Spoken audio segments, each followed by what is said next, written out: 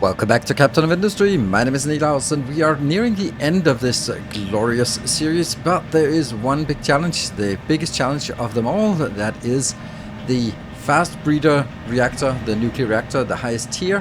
It is super complicated to build, so instead of actually focusing more on a let's play where we just fix a little thing here and get distracted by that, then we're going to, in this episode, not be looking at this absolutely ridiculously glorious industrial city, but we are going to be focusing exclusively on the design, construction, and ramp up.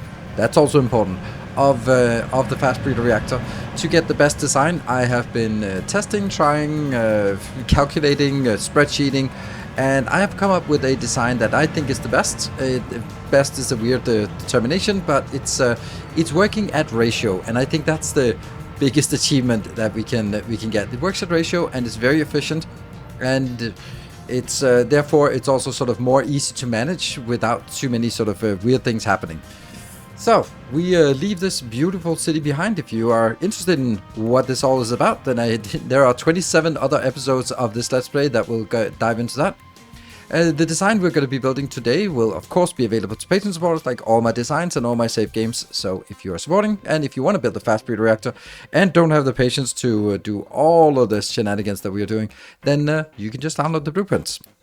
We're going to be starting by taking a look at the nuclear reactor, the fast breeder reactor. If we just look at the difference here, this takes 80, this takes 110, and then we go all the way up to 200. So ouch, that's crazy. Let's go through sort of the normal operations. The normal operations here it has 4 levels, like the level 2 nuclear reactor, the MOX reactor.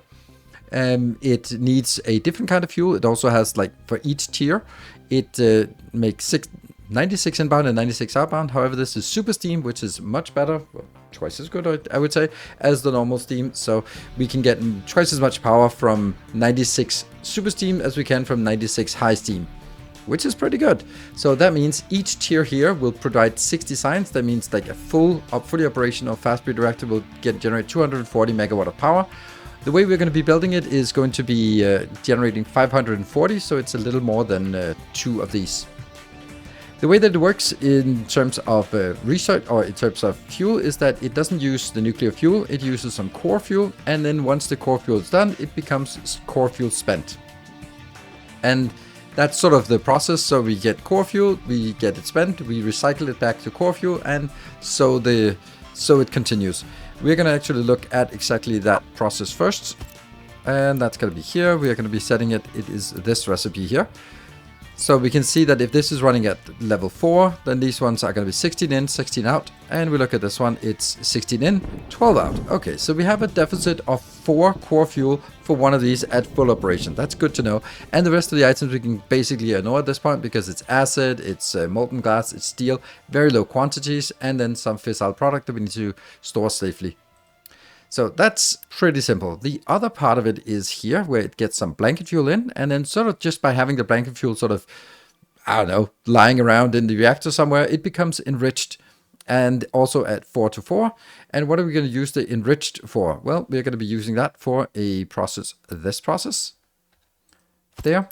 And that will be taking 8 of these blanket fuels in and getting the enriched blanket fuels and then returning 6 of them out, and then generating 2 core fuel. Well, if that doesn't seem like perfectly easy ratio here, we just take 2 of these because we're going to be generating, again, this is also running at speed power level 4. It's going to generate 16 of the enriched. We're going to be using 16 of the enriched to get 4 core fuel, which is exactly what we're missing. Look at that. It's so easy, isn't it? And then we just get the blanket fuel out here, and then the only thing we need to do is make some more blanket fuel. So that means to keep this entire thing running, all we need to do is generate 4 blanket fuel per cycle. Okay, so how do we do that? There are a number of ways. We can use the fuel from the existing reactor to generate some blanket fuel. That means we need to take 2 spent fuel and 2 MOX to get this going. If we look at our existing nuclear power plant, this is producing 2, and this was producing 2, so it's producing 4. So that's actually like the easiest way to do this would be to just simply say, okay, we're going to have 2 of these, 1 for each, and they are going to generate exactly the blanket fuel. We're happy. Yay. But they're, what if we'd like to turn off the old reactor? What if this one runs out? Wouldn't it also be really cool if we look at this one here? There's a much better recipe that takes a little bit of blanket fuel, well, 2 blanket fuel plus some depleted uranium, and then gets to this. So if we start looking at this, because this is super nice, like salt is free and depleted uranium is super abundant. So couldn't we do something with this? But as soon as we start taking the blanket fuel out, we mess up the ratio here, and that's where the trouble comes in. And this is what we need to solve. So the easy solution is just to build like something like this. Build one fast breeder, build one reprocessing, build 2 of these enrichment plants, and then just use your existing nuclear fuel to reprocess. Done. You're happy. That's not very complicated, but I have a better recipe or better setup here. So the thing is, this one has another little drop down here. And you can see here it says reactor sustained 1. That means this one will be sustaining 1 reactor with the blanket fuel. But you can also turn it off. And what happens is that it generates the same amount of power, but only uses half its more core fuel. So basically half of the core fuel is used for the enrichment. So if I turn off the enrichment here, then I don't need as much fuel. That's nice. Then we can do this, and then we'll just consume the same amount of fuel. But the problem is we now don't have any blanket fuel. So there's a problem. The solution is that there's another one that says tier 3. This one, if we go up to, if we look at this one is going to need 8 at the maximum rate. This one's going to be needing another 8, so that's 16. And this one, if we, for example, set it up to level 3, or if we set it to level 2, then it's going to consume 8. So 8 plus 8 plus 8, that is 24. And if we put the 24 into 2 of these ones, then we're basically getting 3/4 out, so that's 18 out, so we have a deficit of 6. And could we then get this one? This one will then be producing 24 of the blanket fuel, and 24 of the blanket fuel would give us 18. That means we need quite a lot, plus we also really wanted this process where we could get the extra blanket fuel. So if we scale this one up to 3, then we get 36 outbound, and we now have 28 core fuel consumed. 28 core fuel here means that we will get 28 spent core fuel, and then we get 21 core fuel out. That means we have a deficit of 7, which means this one has to be upgraded to 4 of these. And these ones will now work if they are getting 28. If they're getting 32 inbound, then they are getting... we are getting... If we go here, then we are getting 36. Yes, so this one here could take the 36 of those, 32 of the 36, which means that we have 4 in reserve. And that would cause this one to make another 8. That's great, because we had a deficit of 7, so this is all good. That means it's actually over time not consuming 32, it's consuming 28, so that it produces a 7 instead. That means we get 21. That means we need a surplus of 7 of the blanket fuels, which we can then get by going to here and then looking at where is it? This one, which now gets us a really nasty ratio, I think, because now this one is like, this one is working at, I have 4 of these, but it's working at speed 3.5. I have 2 of these and they're working at speed 1.5, or 1 3/4. And we have 2 of these and they're working at 1.5 speed. Like, all of this is now awful ratios, like just generally awful ratios. That's kind of frustrating. So what I'm proposing is that we go all the way up here. Now we get 48 blanket fuel. We consume 16 here, plus 8 plus 8. So we consume 32, which is a perfect ratio here. This is perfect ratio. We now have a deficit of 8 core fuel. We recover the 8 core fuel by consuming 32 out of the 48 enriched blanket fuel. And then we now have core fuel is done. We don't need to worry about that. I have now a surplus still of 16 enriched blanket fuel that we need to deal with. And if I take 2 more of these, I'm going to put you over here. There we go. I said 16, yes, and 8 of those are being consumed here. which will now produce 16 blanket fuel. This one is producing 24 blanket fuel. That's 40 blanket fuel. That means we have a deficit of 8 blanket fuel somewhere that we need to do. But we also still have 8 remaining enriched blanket fuel that we can use. So what I'm going to do is I'm going to be putting this one, and this one will be on a overflow. So basically it's going to be this, and it's going to work at half speed because it's just an overflow. So imagine this one working at half speed. That means 8 inbound. That's exactly what we have. 6 remaining. We're having a deficit of 8 of these, and then we get 6 of them here. That means we only have a deficit of 2. That's this one. So now if I build it like this, I now have a insanely good ratio that everything is full ratio, full. All of this is full, all of this is full, all of this one's full. This one's working at half speed, but it's running on an overflow. It's perfect. It's absolutely perfect. I will even do it this one because we also have to remember that we need to start it up. In order to start it up, we need to saturate the system with a lot of blanket fuel, and we also need to saturate the system with some core fuel. So we're going to take core fuel and get it from the plutonium because we have excess plutonium that we have stored from the old process. We have not converted all of our plutonium into MOX fuel because that would be a bad idea because we need it to start this. So we're going to have these two things basically as startup things, and that's going to be part of the design. Whew. Okay, I think that kind of sort of explains what it is that we want to do. And then I guess it's just a matter of building it, right? So we're going to be taking this. Let's see. Let's try to design it in the best way. This is the triple, so I want to take all of these and then I flip it. Good. Then we're going to be bringing it in as close as possible, and we might as well just get it. Let's just get this as baseline. So I can actually build it exactly this close. There. And I can do the same thing here. That's too close. Then it blocks. And there. Now, yeah, I need this to go a little bit further up because there's not enough room there.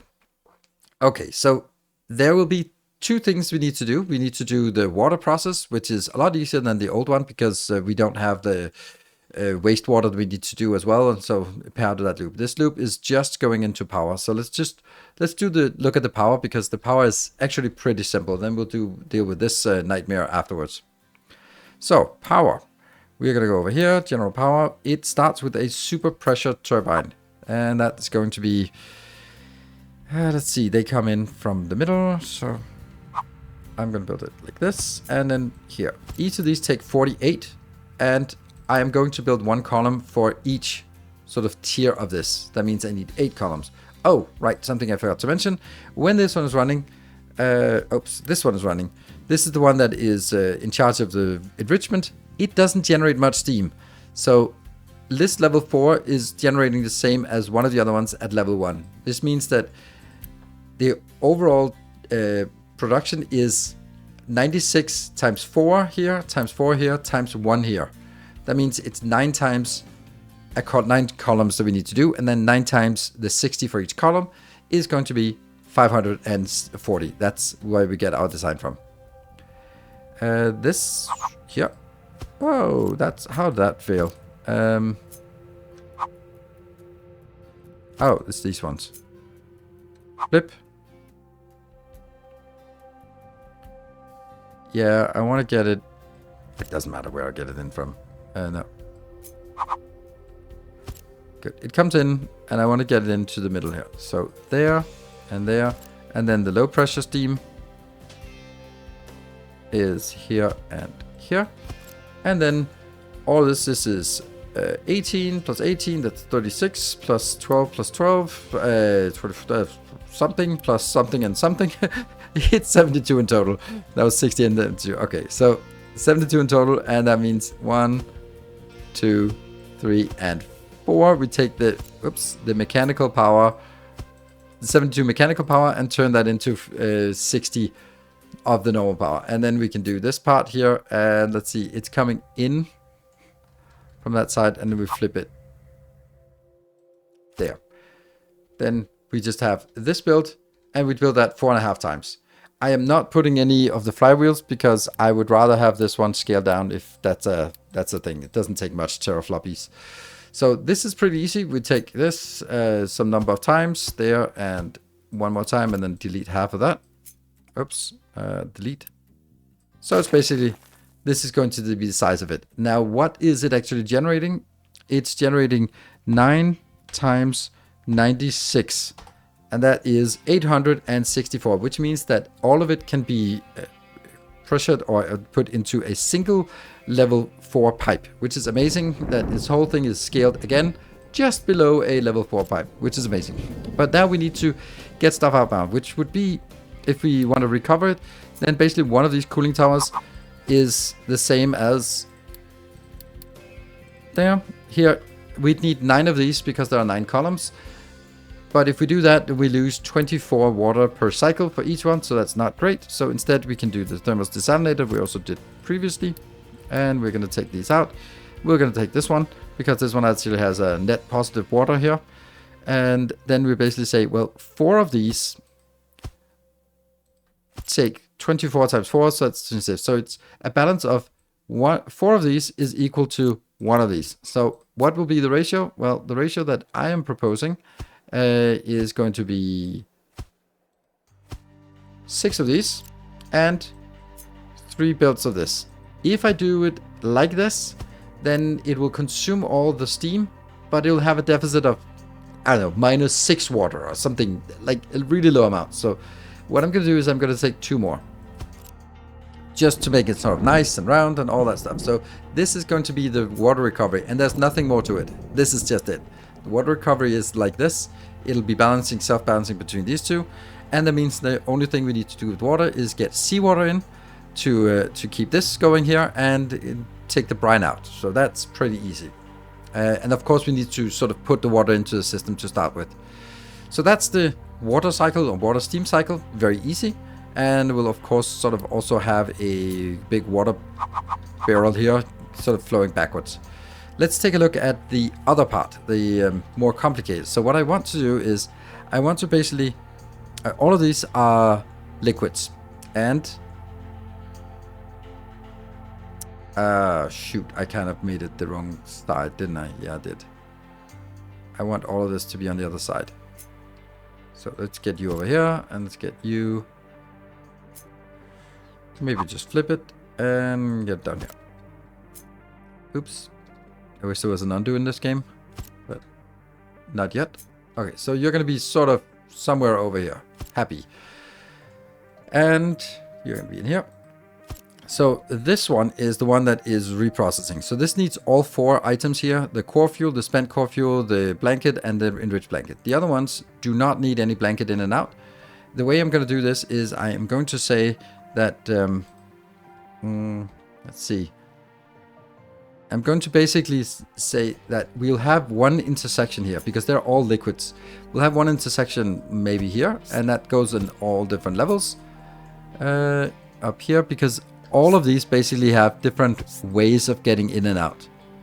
That's a ridiculously high location. There.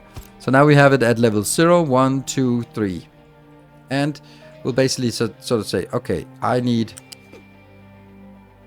This is at ground level. Actually, I think that it looks nicer if I just do it like this.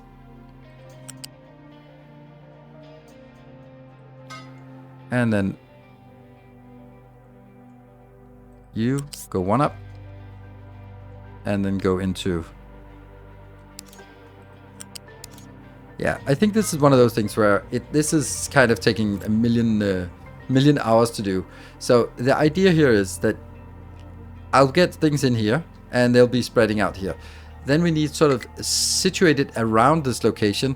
We want the different kinds of inputs. So the first thing I want to do is I want to say, like, let's get these inputs here. These are the nuclear reprocessing, and this is also nuclear reprocessing. Let's get that sort of sitting on this side, because they have the same output and they have somewhat the same input. So that's pretty neat. The one thing that's mostly important here, or most important, is actually making sure that the stuff that stays on belts is as short as possible. when it comes to nuclear waste. So, for example, the worst nuclear waste is the fissile product. It has 6 in radiation level, which is very bad. But since it produces 1 and then it goes out and put into a box, then it doesn't stay on the belt. However, the other way around will be for the MOX fuel. The MOX fuel will stay on the belt because I'll just keep building it here. That means it's incredibly important for us to make sure that our MOX fuel here, waste management, here, what? Oh, it's not even under solid, so under nuclear. There, that one. It's incredibly important that this has the minimum amount of distance going here. 1, 2, 3, 4, 5. 5 is the minimum amount we can do, so this one will be storing the MOX fuel, because that will go from here into these two. Really, really nasty. So let's try to minimize that distance. The other ones are not as critical, and we can just build them over here. Well, they're not critical as long as they will always be put in. So this here and that one, this will be for the fissile product, fission product, and goes out. I'll just sort of loop it around. It'll take a little bit. Oh, stack a tower. We'll deal with that in a second. So this is not a problem either. And if we really need it, we can put a third one up here just to complete the square. Just like this. I think that's, I mean, maybe. Like this, right? That could be an option. Then we'll need to get inbound here all of the different stuffs. That shouldn't be a problem either. And then here we'll get this, the blanket fuel goes in. This is like the lowest priority blanket fuel. This is the highest priority core fuel coming in. Then we are going to say the next thing we want to do is make this part here, which I can kind of build like this, and it will go out as and taking the enriched fuel going in here, and then I'll have a separate enriched fuel out here which will lower priority. So the enriched fuel goes primarily in here, but also actually into this thing. So I'm going to build this. So I'm building sort of on each corner around this. So basically what you're seeing is there are 4 things. There's the nuclear reactors that consume and produce. And then here we have a corner that is in charge of taking the enriched in and reprocessing out here. This one's also taking enriched and getting the blanket fuel. So we have 3 things for blanket fuel. 1, 2, and 3 things. This is the lowest priority and these 2 are the highest priority. Likewise for the enriched blanket fuel out. These 2 are the highest priority, and this one over here is the lowest priority. So that's just how we manage this and make sure that we don't sort of overflow it. We also need to make sure that since this one is outputting plutonium is nasty stuff. So let's minimize the amount of time it spends on belts. I'm actually going to do it like this. It needs to go up here.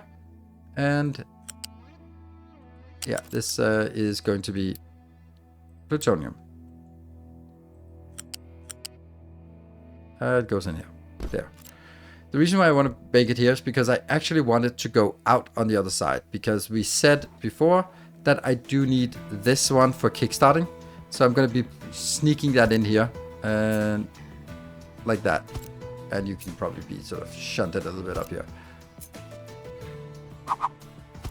Here. So that this will unfortunately be something that has to be on a belt. So when you transport things on a belt and it has to be on a belt, use conveyor 1s, because conveyor 1s have lower density. That means that for this tile, it's probably going to be 11. Well, it does say so. It's going to be 11 things, your plutonium that gets stuck on the belt. That's not so bad, but we want to minimize how much it actually goes in. Here's also another thing. Like if I do this, it's really nice because it's only 6 that get stuck on the belt. But the other unfortunate thing is that I need the molten channel, and molten channel doesn't really want to go up. They really want to stay at ground level. So here we have a little bit of an issue with this, that we can go here, here, here, and then we have the issue that how are we going to get you into that one without sort of, or more likely, if I use the flat lift, for example, If we look at this one, it contains 12. That's kind of a lot, right? It's kind of the problem here is that it contains, these ones hold a lot of nuclear power. So maybe, I'm just thinking, maybe we could do something like this. That will be lowering, so we can, this one unfortunately will take 3 plus 2 plus 4 plus 13. So it's like the minimum amount we can keep around here on this I don't know. We'll see how that works when you sort of get down to it.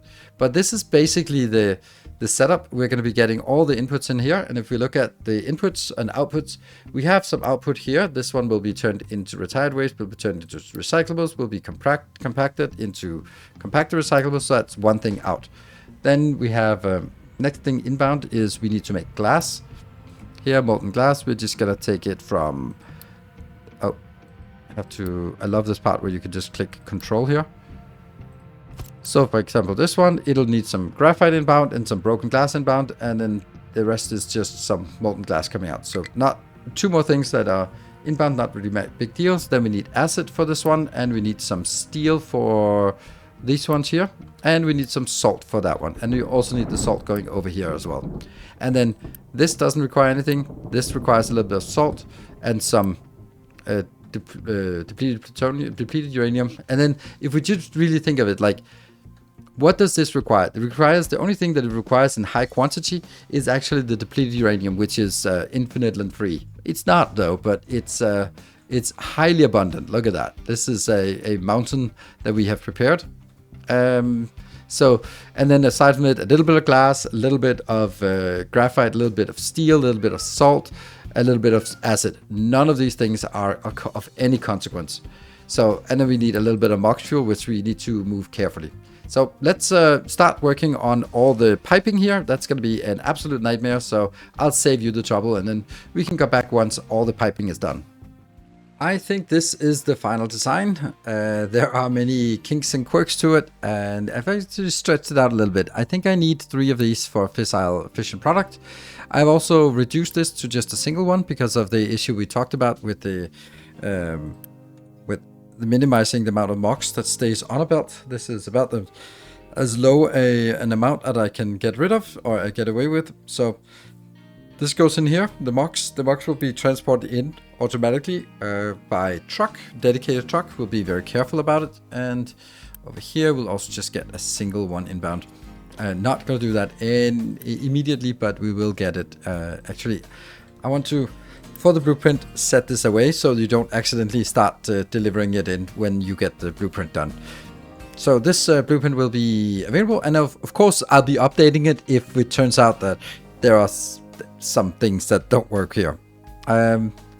Yeah, so we have this, and this is now on a one strict line here, which is really nice. I could of course move some of these further in, but I do like having like a straight line where all of it comes in. And the only things we have, other things outbound, is up here, and here we have this one. It actually shouldn't be like this. I should be doing it here. That would be, this would be the brine outbound. Good, so let's mark this as brine outbound, and then up here, 1, 2, 3. This one, I'd like to take that out here. 1, 2, 3. Let's just get it at the same level. There. That is then the seawater inbound. So this is the design. Let's find a place to stamp it down. The place that I want to stamp it down is made ready for it is here, and I will then need to get it as close as possible to this location so that they can come in and set it up here. So let's first save the blueprint and then also then stamp it down. So let's try stamping it down. We have the fast breeder reactor here, and look at it. It takes 10,000. That's kind of a lot. And where do we want it? Well, here comes the difficult part, because I actually want to have a driving space for big trucks below or between the water and the desalination plants. So I think we need to make it like this. And this is right against, flush against it, and then I go 1, 2. That's how I want it. And then we see here, Does that feel like there's enough space for moving? Yeah, I think so. Let me just find a big truck somewhere. That's a big truck. Let's get a C. Can you go out here? No, you cannot. Maybe that's because the blueprint was just placed. They take a bit of time to update. No, they have updated. So this is actually not great. I would like to move it a little bit up so that we can move across here. Like the small trucks should be able to move across if we just can find a small truck somewhere. They are kind of hiding. Small trucks. Hello, little truck. There. One of the small trucks. Just want to see if this one's good.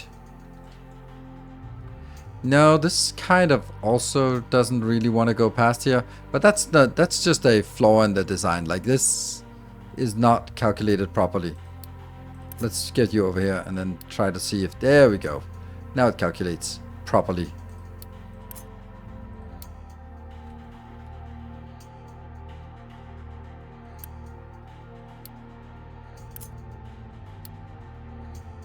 And if I just force the big trucks in, we can also see that they can also get past. So this is a perfect location and we're happy. So what I want to do, or what you should be doing here, is you should get everything else built up first and then get this one afterwards, because there's a lot of sort of filling up and just balancing and getting this default thing working. And I don't want you to bring anything inbound or outbound. That's really important, because otherwise they start bringing new plutonium in directly to this one. No. So let's do this part here. We can go all the way over to that one. And we also need this one here to actually get in. And we need water coming in, because this needs to be pretty full, actually, because this will be our buffer. So now we just need to wait until they actually build all this, and there will be at some point be like a flurry of trucks coming in here. This will of course strain the entire base, because now we are consuming 10,000 construction parts, purple construction parts. So this will strain everything. So that means no signs, no vehicle updating, no other things, just construction parts. Here comes the army. It looks really nice with all these little trucks coming in. Just and you can see over on the horizon, they just keep coming in, and they're going to go back and forth to deliver all this. It's only going to be the small trucks, because we don't have any big trucks to transport construction parts. So that's just how it is. But as soon as these boxes start working, then we will also start seeing stuff coming in. So we'll just let this slowly fill up. While this is filling up, let me prepare some other things. This one here is our MOX. I actually really want this MOX to go back. I'm gonna do a little bit of a, not gonna say a hack, but we're gonna go to this one here. This one is full. This one is not full, but I want this to, yeah, I don't want this one here. There we go. Get that up.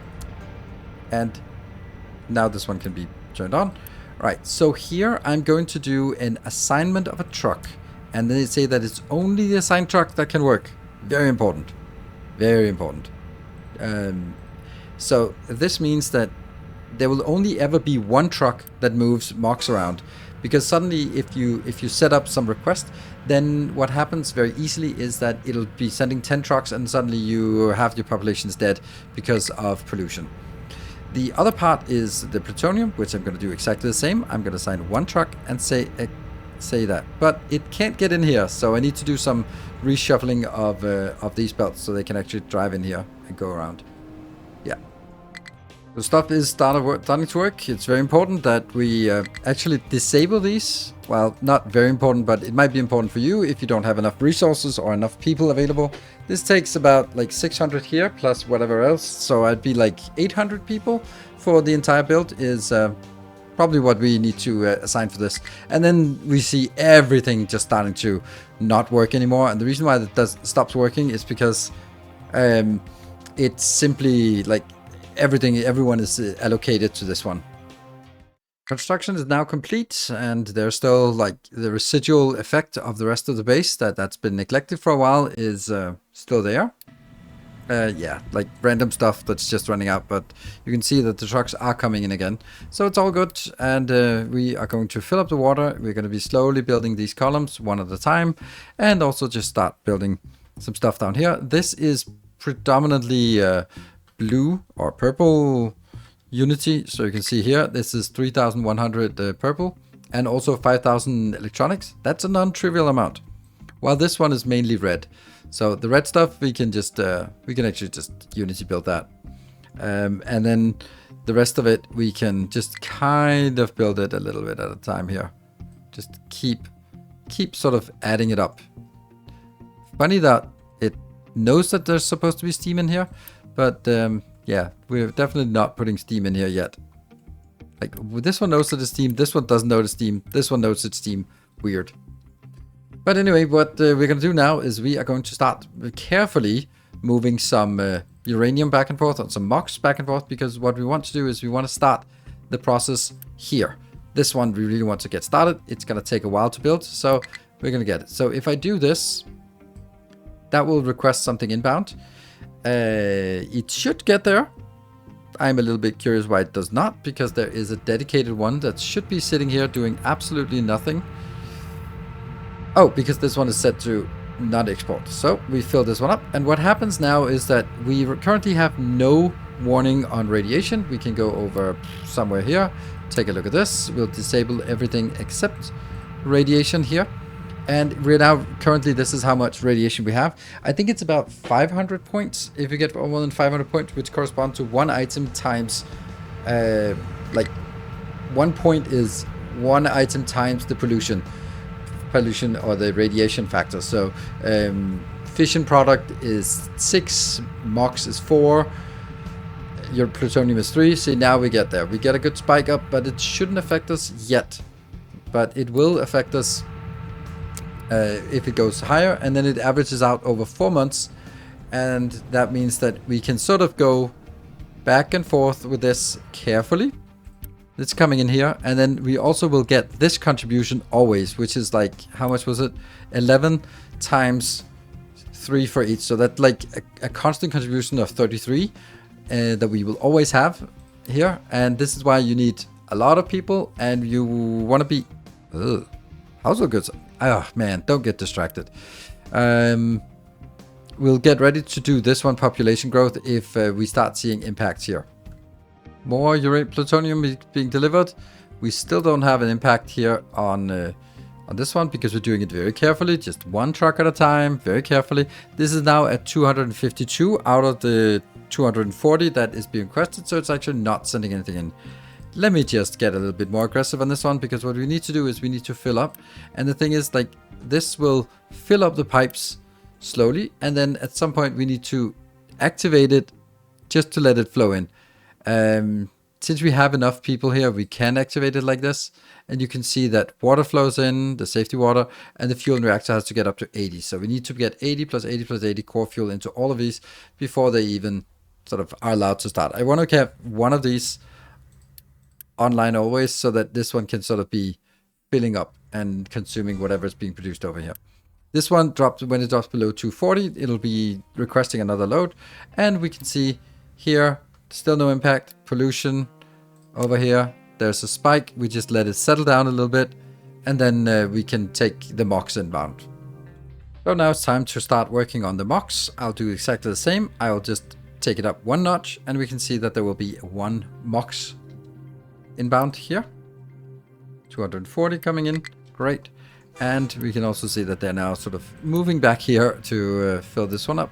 We have plenty of MOX fuel. We could also just use it for something else, but this is what we need to kickstart. And it goes into here, and it goes directly in, and you are now starting to work. Now this and this are good things to boost right now, because this is just what is basically, it's getting enough of this, plus to saturate the system to sort of get it started, and then of course more construction parts. Those are the things that we're waiting for. So once all that is done, well, we can get started on the power plant. But for example, we don't need to like have these ones active at this point. Like, none of this actually needs to be active, because yeah, we're not doing anything for this yet. So also like this, we can disable a lot of stuff that isn't really needed right now.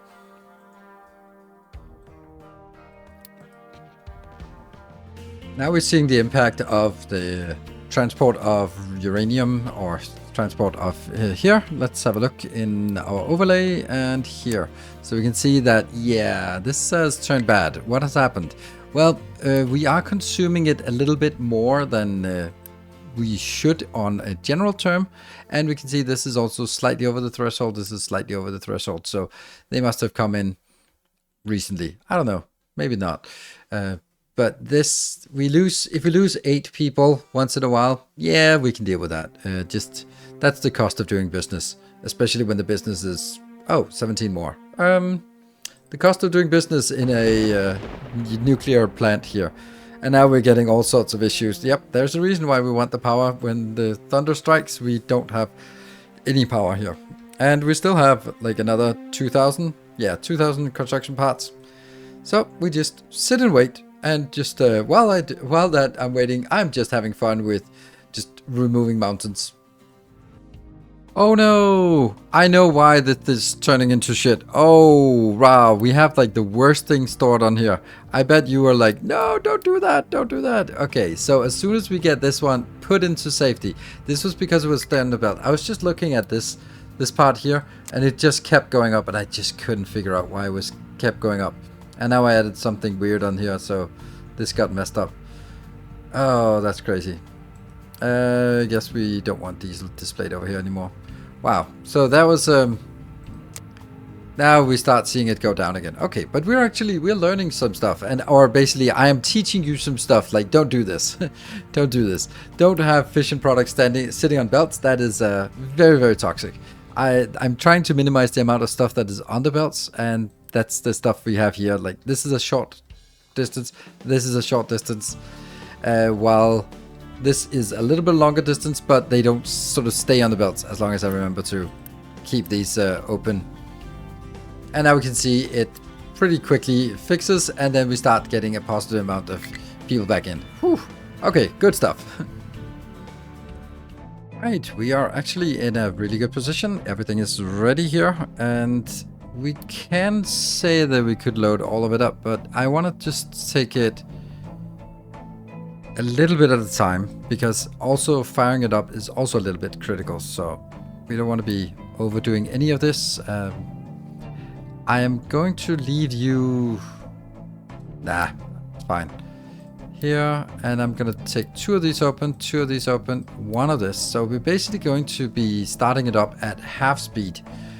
And unlike the other ones where you sort of had to start it up slowly, as long as you have them fully saturated here, almost fully saturated, which is even better than fully saturated, then it's going to be fine. So we're going to start by this one. This is the one that is in charge of recycling. So we're going to be setting you up to half speed, because the final one is, this is full speed and the other 2 are active. So I can just disable you entirely. That gives us 200 people back in circulation. And also, I don't know, does it change? Yeah, it does change the fact that we save a lot of maintenance. Oops, we've been burning maintenance for no reason. Anyway, we're going to start this one up. This one will ramp up in temperature. It'll start consuming. It's going to be glorious. And I can take this one. This is off, and I just fired up here. I'm going to let this one do automatic regulation, this one do automatic regulation, but not this first one, because if I set this to automatic regulation, there's a chance that it actually just... Oh, hold on. There's a little bit of a problem. This one should also be open. That I don't generate enough of the blanket fuel. This one starts sort of ramping down.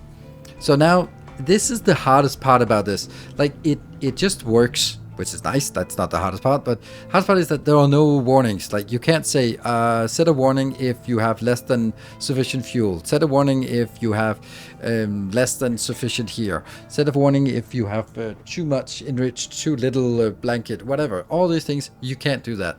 This is why I think it's so important to build things at ratio, so that things are just chugging along.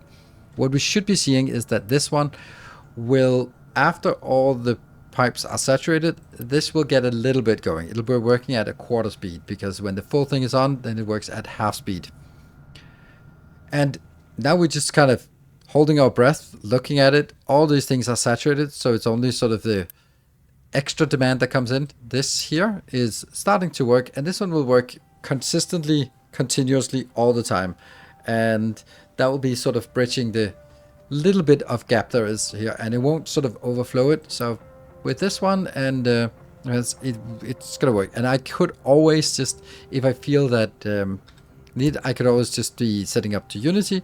If I set up to Unity, then we have a surplus in the network of 2 blanket fuel per minute. Yeah, I mean, we can do that if we want to. But aside from this, what we're keeping an eye on is the temperature 100%? Is the fuel reactor still full? Most importantly, is the steam getting consumed immediately? That's good. Do we have blanket fuel? Yes. And can we get rid of the blanket fuel enriched? So all those things are true. This one doesn't have any blanket fuel.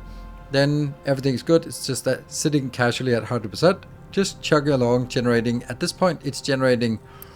This was 240 plus not 60, but 30. Yeah, so 270 megawatt of power we just fired up here. This is very nice. And there's some of that are chugging along. We're getting a little bit of brine back in the ocean. That's not a problem. And this is this one shouldn't be working, by the way, because this is not part of the network. Ooh, that's a little annoying, I think. Yeah, I should have paused this belt. Let me think about how I do this. I'm pausing this, and then I am going to simply delete this from the belt, and I'm going to allow you to continue, because I really want this to just not sit here with plutonium in here. We do not want that. No plutonium in here, please. And the last one will get out, and once that's out, we can unboost it and we can pause it. There we go, and there, it's now idle. Unboost, pause, this one, pause, and then this one can be unpaused, because I actually want this to be available so that when we get an overflow into blanket fuel enriched, it will fill up this one, which is also why we are going to set a warning if it ever goes up to 75. That would be crazy. This one will not be requesting anything inbound, so that shouldn't be a problem. That means also we should not get, we don't need you anymore. We can also just say don't export, because we won't get anything. That means all the plutonium we have here, we can now use it for either for MOX fuel, no, or we can use it for space probes in the future. Oh yes. But the MOX still needs to be transported back and forth, and we are going to slowly consume more of that than we have. And then we'll cross that bridge when we get there. We'll just use spent fuel, or we find another way to make the 2 deficit we have. Now, it wouldn't really be a full test if we didn't run it all the way up to maximum speed. So we're going to be checking this one, and you're going to be maxed out, and you're going to be maxed out. And then we need you. Everything is now, and this one.